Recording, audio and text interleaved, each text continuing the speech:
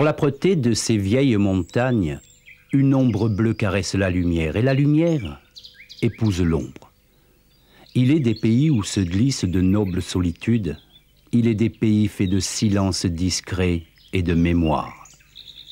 Ici, la terre et les hommes sont nés d'une lente et merveilleuse alchimie. C'est le souffle des étoiles qui a dessiné cette terre inchangée depuis des millénaires. Ici, la nature et les hommes ont appris à se respecter.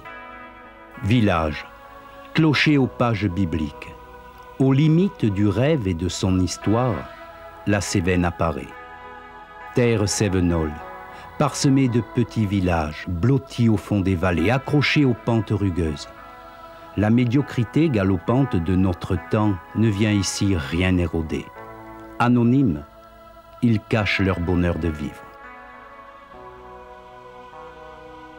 Bancelles, escaliers de géants, terrasses titanesques façonnées par le pic de quelques cyclopes mythiques que les ombres assaillent et pénètrent. Landes hirsutes, aux traces d'or lumineuses, clarté ruisselante inondant l'espace d'ambre et de jade. Comme autant d'îlots d'une mer pétrifiée, le minéral vient tout engloutir. La terre vomit la pierre. Tout n'est que promontoire, chaos surgit du sol dans un saisissement nourri d'imaginaire. Menhir, pierres levées sur lesquelles jadis, femmes, les nuits de pleine lune, vous frottiez vos ventres dans l'espoir de donner la vie. Maison déchue. Vous gardez en vous le travail des hommes que rappelle la marque de l'outil dans l'épaisseur de la pierre. Maison vide, abandonnée.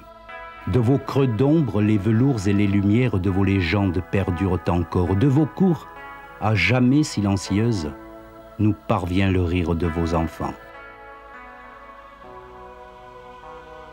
Maison paysanne, morceau d'éternité figé dans le présent.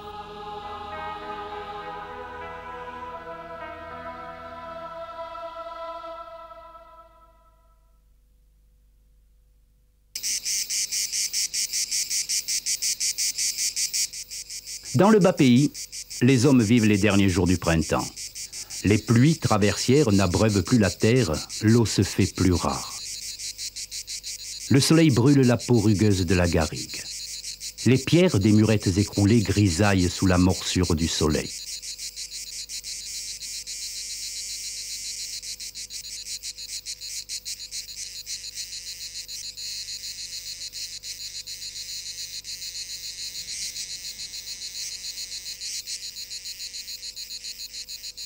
Unis par un travail rural, par un travail pastoral, les hommes obéissent au temps calendaire. C'est le temps des tondailles. Une fois l'an, fin avril, dans les premières journées de mai, il faut déshabiller les bêtes de leur toison d'hiver.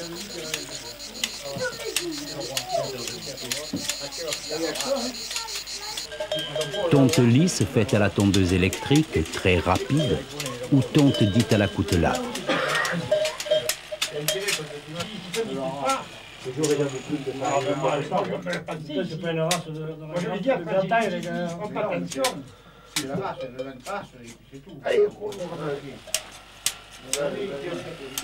De larges bandes de laine sont épargnées sur les flancs et les chines des brebis. Cette dernière est exécutée au ciseau ou aux forces, outil qui dans sa forme n'a pas évolué depuis l'âge du fer. Une raie appelée raïs sera plus tard sur le côté de l'animal teintée de couleur ocre ou vermillon.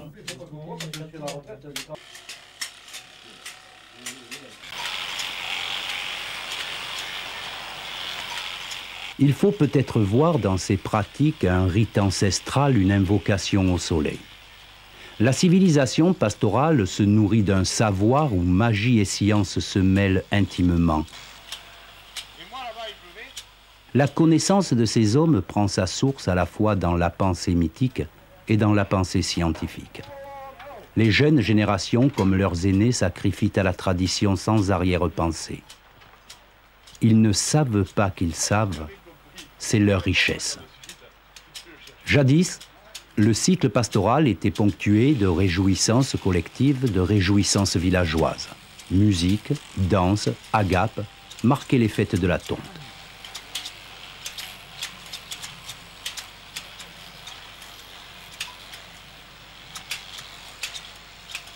Il faut parfois administrer un vermifuge pour débarrasser l'animal des parasites intestinaux. Afin de ne pas blesser les brebis, elles sont entravées.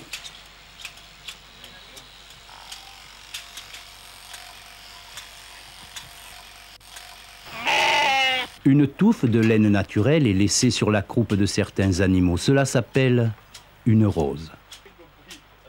Elle sera, la veille du départ, tout comme la raïs, teintée à l'ocre ou au vermillon.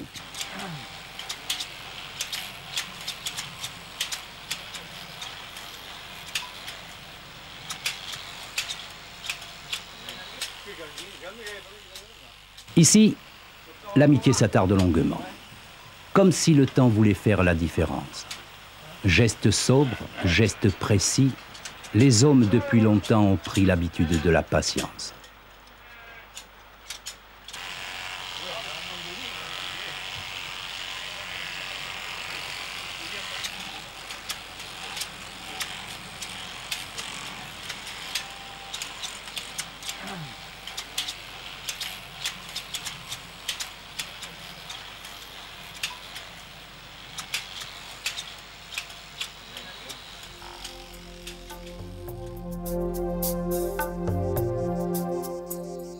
Si les sonnailles sont achetées auprès des professionnels, la fabrication des colliers incombe aux bergers.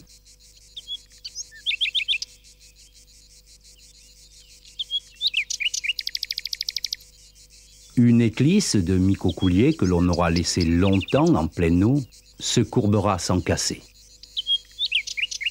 Mûris par un long apprentissage au cycle naturel, nés du même berceau que leurs aînés, les hommes préparent le grand départ vers les hautes terres. Geste sur geste, ils dépassent l'utile, dialoguent avec la matière et lui donnent une forme simple et définie.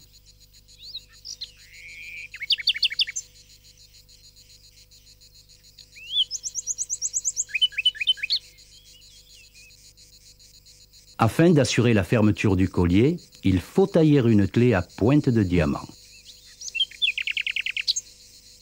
qui sera maintenue par une clavette appelée paille. Pompon ou collier, c'est le savoir-faire des choses qui se font du bout des doigts à paume pleine.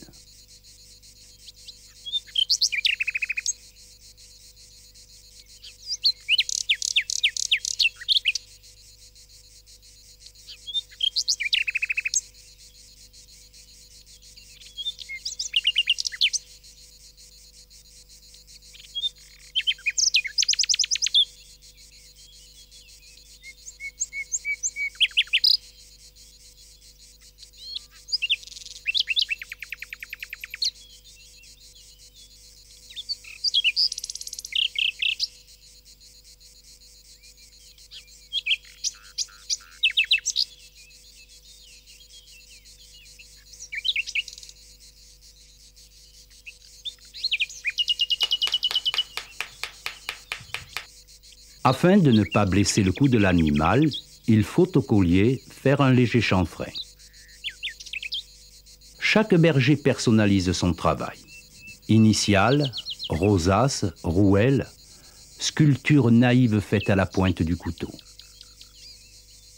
Le choix des couleurs terminera l'ouvrage.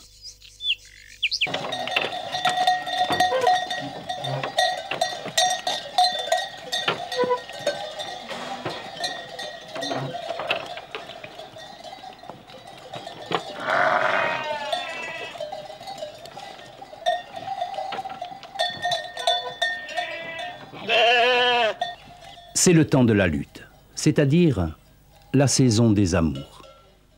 Après une gestation de 5 mois, les mères donneront en septembre, au retour des troupeaux, naissance à leurs agneaux.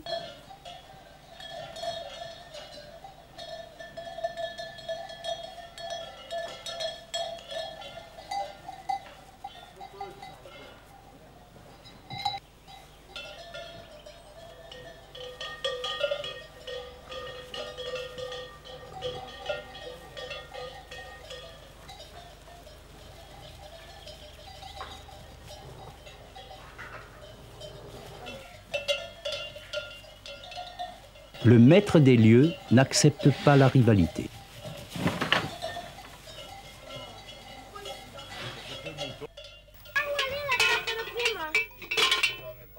Les sonnailles, faites de tôles battues, clapes et drayas, feront durant les journées de draille la merveilleuse musique du troupeau.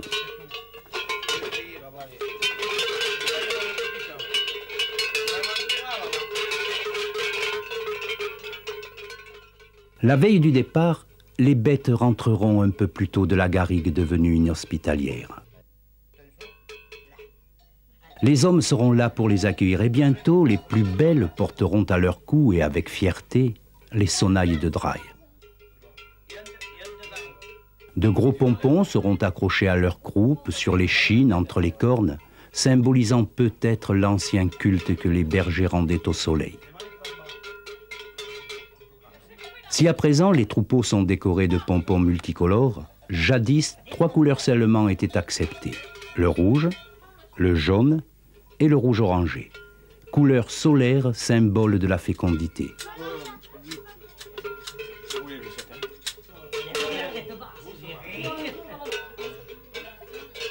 Parées de leurs sonnailles, décorées de leurs pompons, les brebis seront moins calmes qu'à l'accoutumée.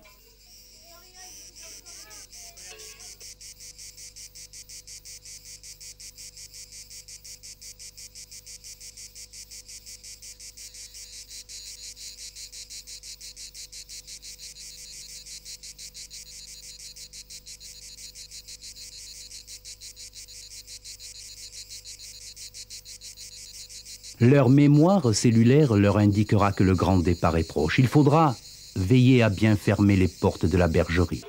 Elle serait capable de prendre la draille toute seule.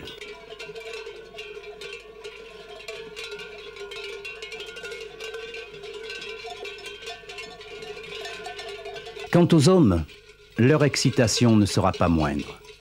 Allez savoir si leur mémoire génétique n'a pas pris le pas sur leur raison.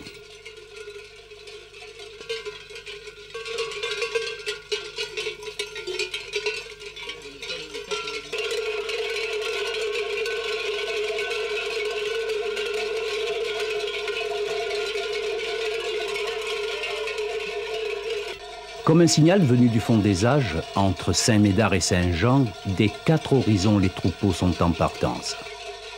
Une sourde musique inonde la campagne, réveille les villages endormis.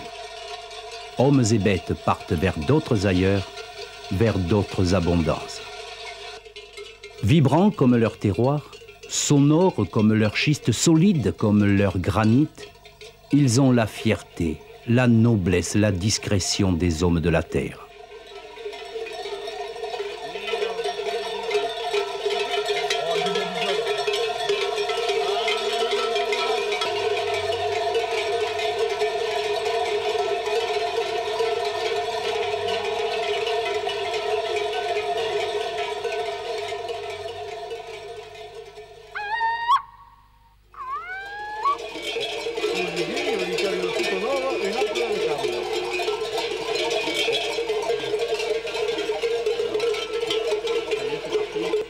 Ils ont longtemps marché dans le calcaire aux senteurs de cade et de thym. À présent, puisant sa force dans le schiste cévenol, les châtaigniers séculaires accompagnent le troupeau. Bientôt, le sorbier des oiseleurs, la ginestelle et le granit mettront un terme au voyage. Alors, commencera l'estive. Il faut ménager les bêtes. Le voyage sera long dans ce labyrinthe minéral et végétal.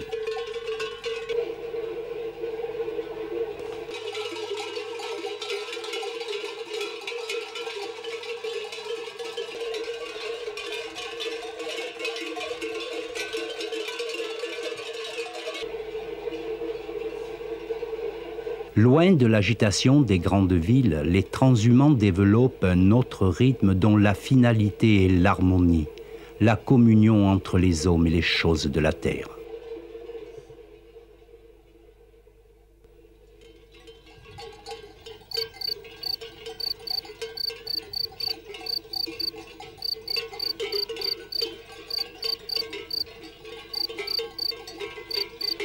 Terre de Calune, de bruyères cendrées que le soleil enflamme au soir des équinoxes, brassées de fougères aigles, frissonnant au souffle des légendes, genêts épineux offrant leur grappe soleil en une symphonie végétale. En marge de notre temps solitaire, ils préservent leur savoir et touchent à l'essentiel, peut-être à l'âme de la terre. Dans leur marche toujours recommencée, sont-ils le profane ou le sacré? Sur la Draille, c'est la mesure lente de leurs pas qui singularise ces hommes. Le temps ici n'est pas aboli.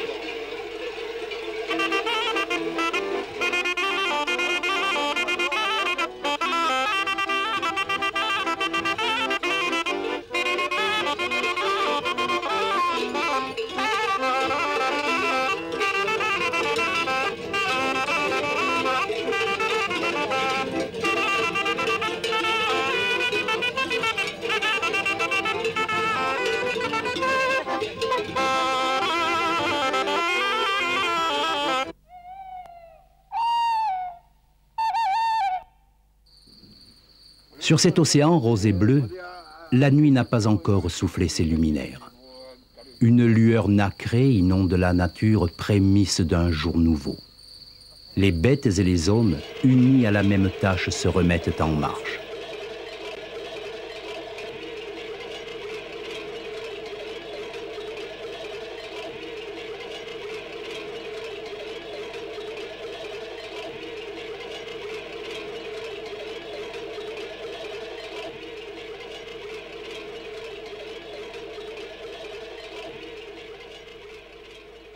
C'est une tache de couleur jetée en pleine lumière.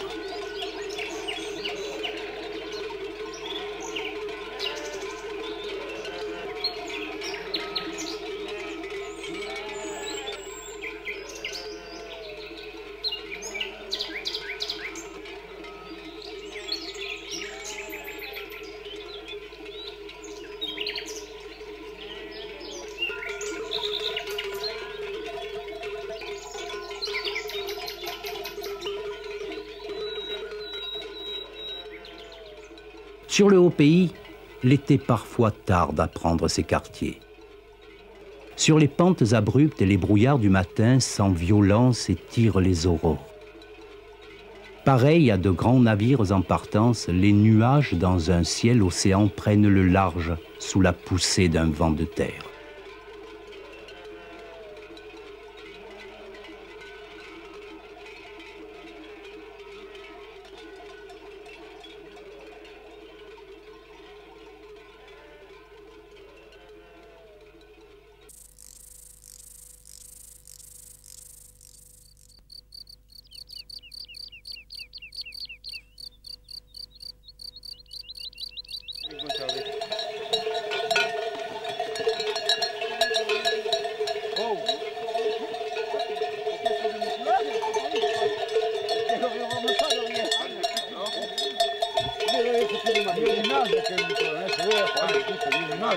Che te lo devo usare in situazione? E anche più grande sta. E anche più che sta ancora.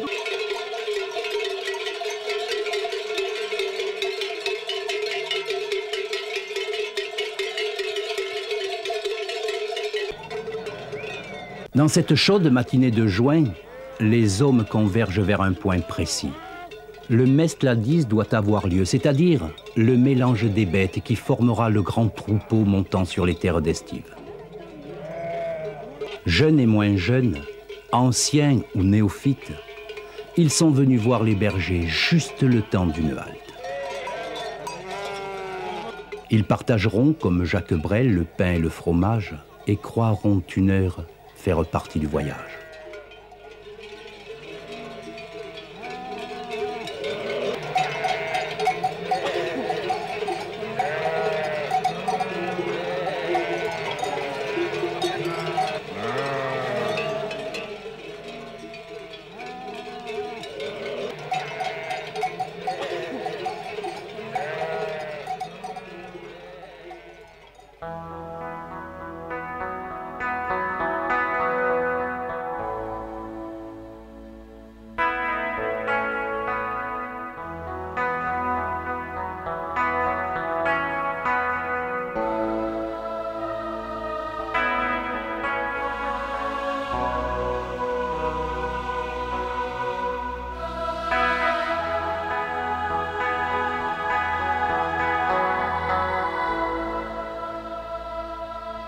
Les bergers de transhumance nous invitent, nous entraînent sur leur domaine fait de crêtes et de creux où court un souffle porteur de musique et d'images.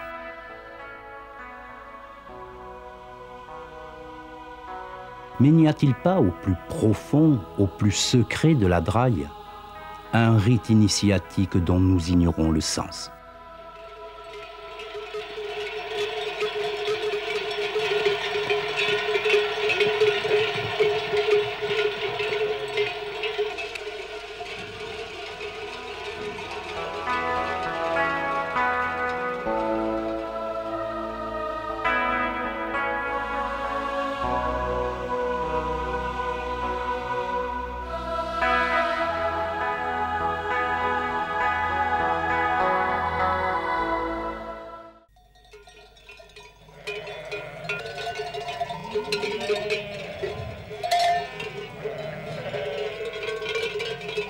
L'immanence de la lumière apaise, rassure les bêtes et les hommes.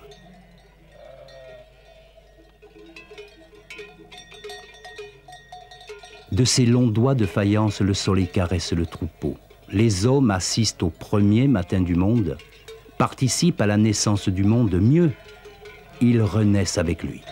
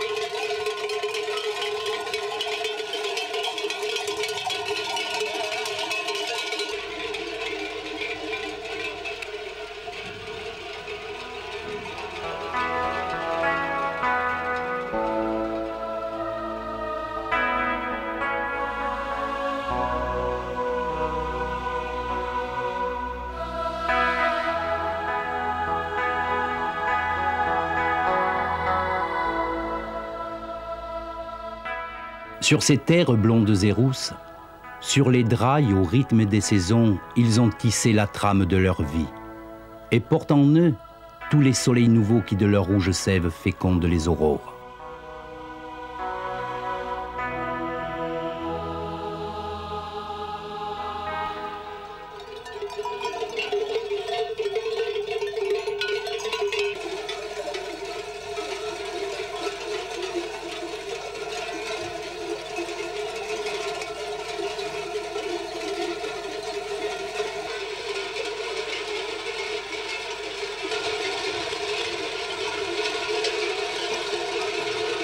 Assoiffés par la longue marche, les bêtes se bousculent autour des abreuvoirs.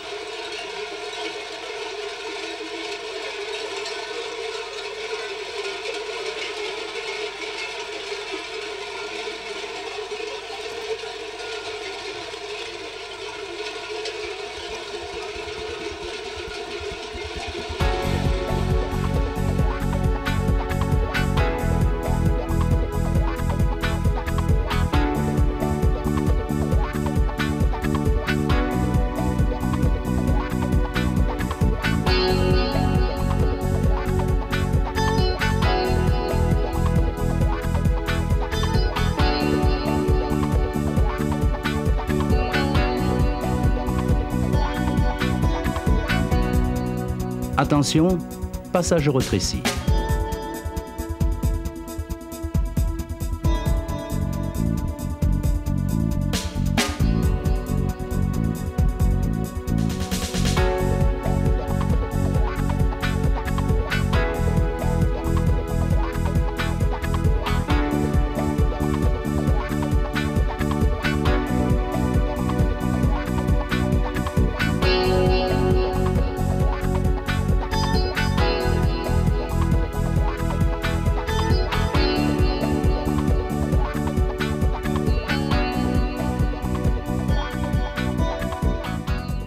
Ici, ce n'est pas le vent qui courbe les longues herbes, c'est la respiration du ciel.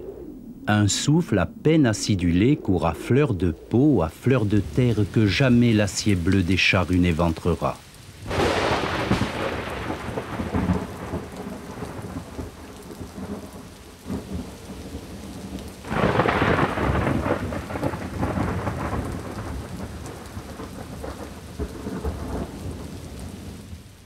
Comme après le déluge, un arc dans les nues, promesse de la fidélité de Dieu à son peuple.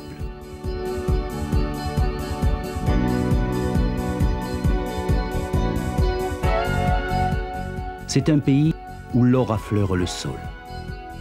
La beauté est vraie, nue, sans artifice, naturelle.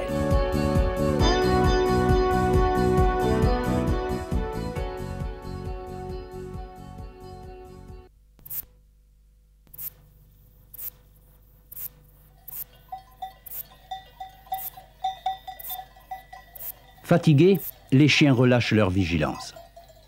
Auxiliaire indispensable de l'homme, le rôle des chiens est de surveiller, de conduire le troupeau. Au temps où les prédateurs étaient nombreux, les bergers avaient des chiens de forte taille, de gros matins de défense.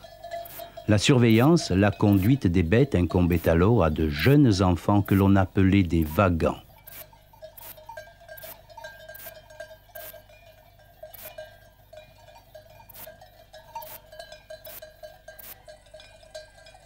Loin des bruits de la ville, il a, au plus profond de lui-même, gardé d'instinct l'ordre ancien des choses, l'ordre ancien du monde, l'ordre ancien du cœur.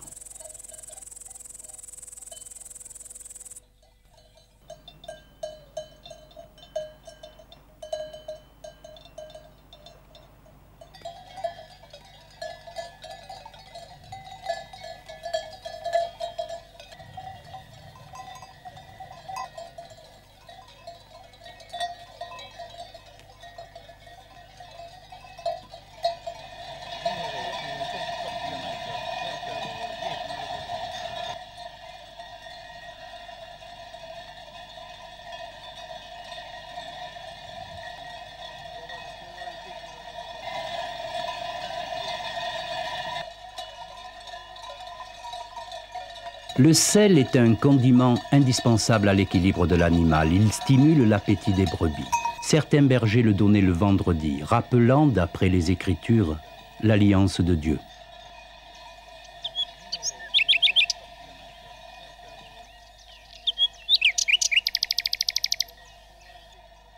De son labeur quotidien, il remplit chaque instant.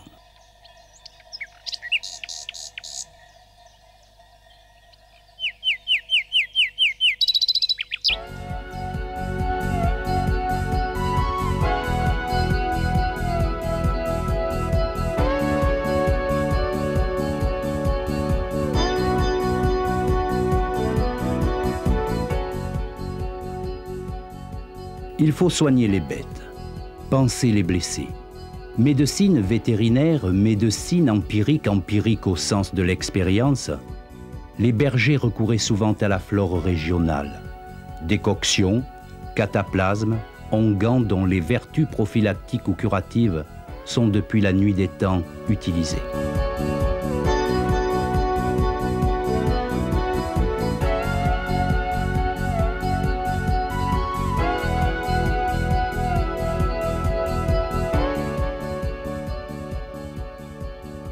Dans le matin naissant, de fines marbrures, ocre, citronnées ou sanguines, dessinent dans le ciel des paysages noyés aux rives incertaines. Mais l'aurore déjà sur la Cévenne creuse ses lumières nomades.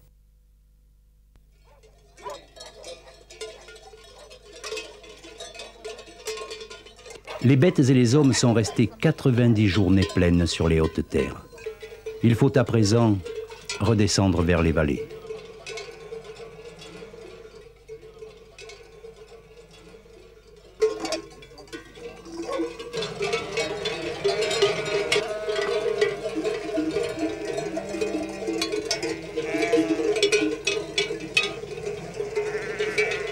Dans les passages difficiles, Pour faire presser le pas aux retardataires, pour sécuriser, il faut parler aux brebis. Onomatopée faite de sons prolongés, d'accentuations diverses, organisées dans la durée et l'intensité. C'est la répétition calculée qui apaisera ou stimulera les bêtes.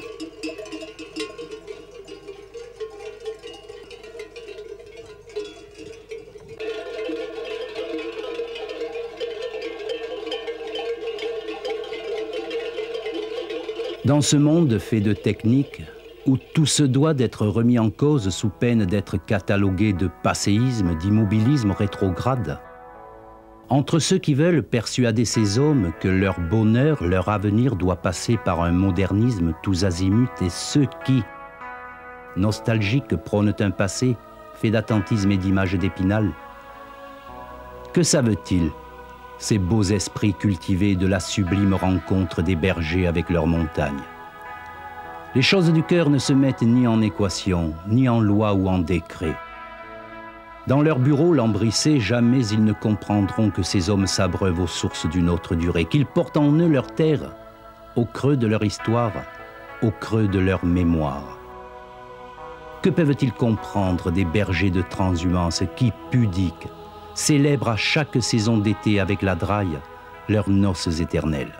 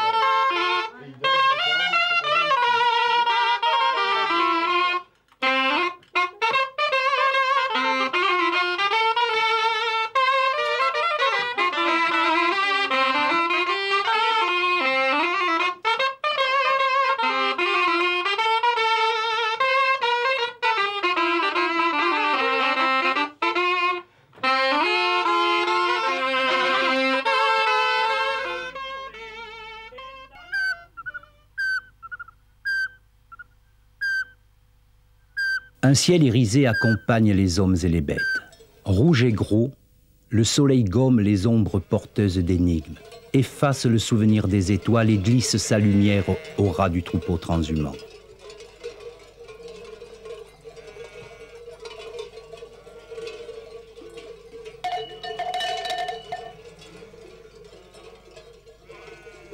Comme ses aînés, il met ses pas dans d'invisibles traces.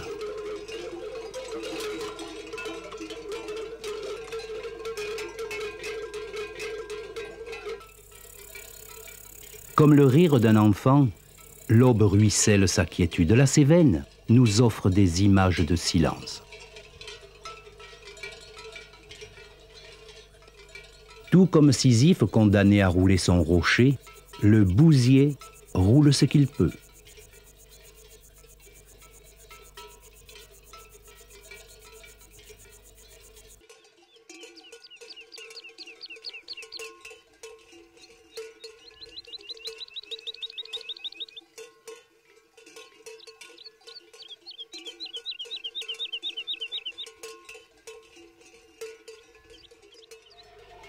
De côte. Le vent du matin n'a pas toujours en ces lieux colporté les bruits et les odeurs des nuits de transhumance. Les vents fous de l'histoire balayèrent un jour les légendes. La terre cévenole fut elle aussi le témoin de la sottise, de la folie humaine. Vous, hommes qui sur les massifs de l'Écoual avez accepté le suprême sacrifice afin que nous vivions libres. Camisards ou maquisards, vous vouliez vivre debout. Vous n'avez pas accepté le joug de l'oppresseur. Honneur, liberté, dignité humaine étaient vos seules valeurs d'homme. Bien des années à présent se sont écoulées. Mais à l'heure où le soleil allongera l'ombre des vieilles bergeries, lorsque la draille prendra couleur d'ambre et de miel un soir de transhumance, sur les serres, Dans les vallées, la voix, les pleurs, les rires de ces hommes résonneront encore. Ami, que tu sois promeneur ou vacancier, en ces lieux marche lentement. Écoute, écoute le pays. La Cévenne peut-être te fera ses confidences.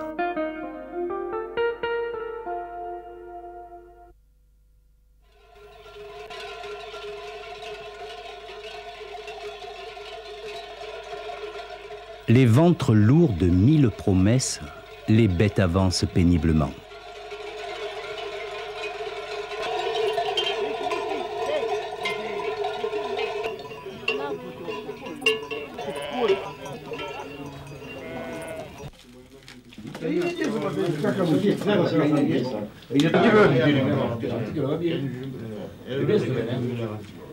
Bien, pour le cheval, il a vu que tu t'es collé à l'endroit. Il t'a failli, tu as pas monté. Il a gardé, hein.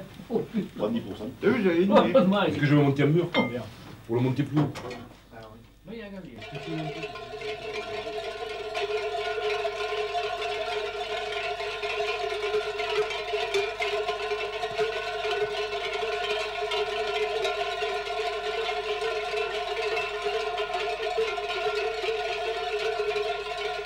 Longtemps encore, ils parleront du temps, de la terre et des bêtes. Le col de l'Astlier, le pont moutonnier enjambe la route et permet aux transhumants de poursuivre leur chemin en toute sécurité.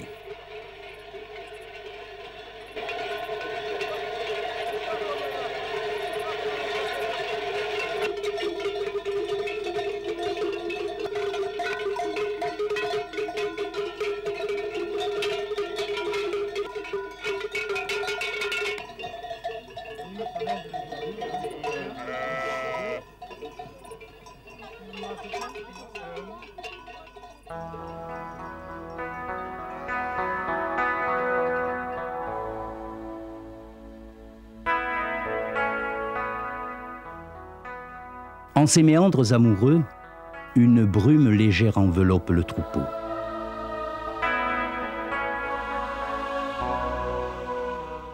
Dans les prémices d'un automne naissant, une lumière tiède met sans violence un peu le désordre à la chevelure des grands arbres. Les jours montent doux et roux, une silencieuse allégresse caresse le pays. C'est un autre temps, un autre espace, un autre souffle révélant l'envers des choses.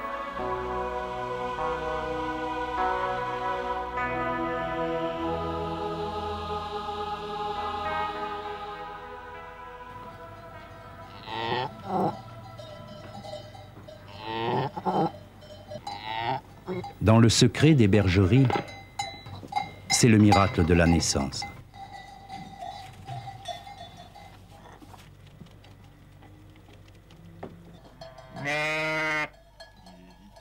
Comme toutes les mères du monde, elle connaît les douleurs de l'enfantement. Elle a, dans le silence, porté en ses entrailles tous les espoirs de la vie.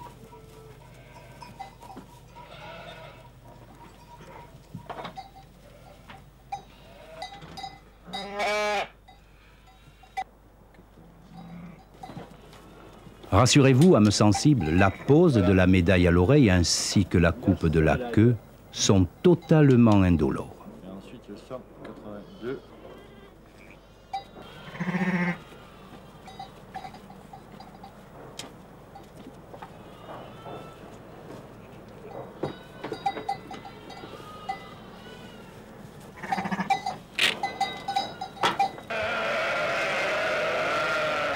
Les journées sont longues au temps de l'agnelage. Il faut nourrir plus qu'à l'accoutumée les mères qui allaitent.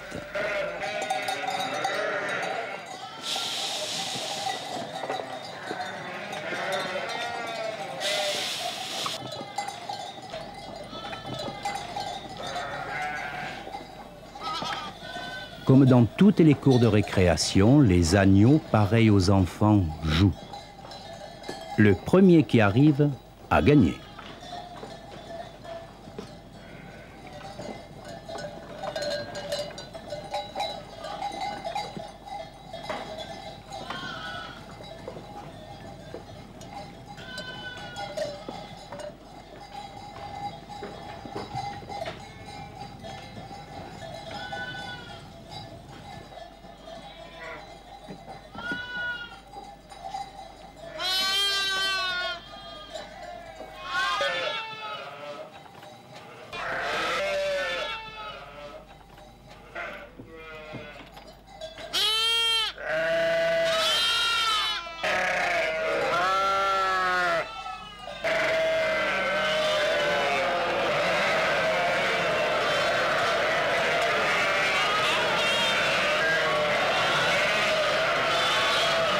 Le désordre n'est qu'apparent. Chaque agneau retrouvera sa mère, chaque brebis accueillera son petit.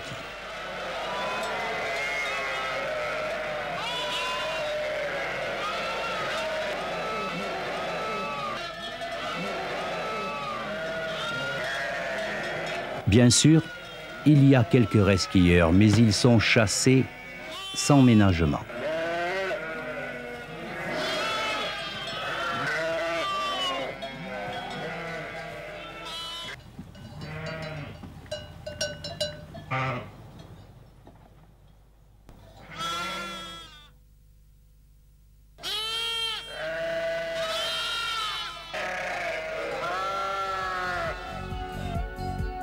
Au-delà des terres où perdure encore la mémoire des hommes et des troupeaux, à la limite du regard, le silence recueille la pente inachevée de la nuit et la montée naissante du jour.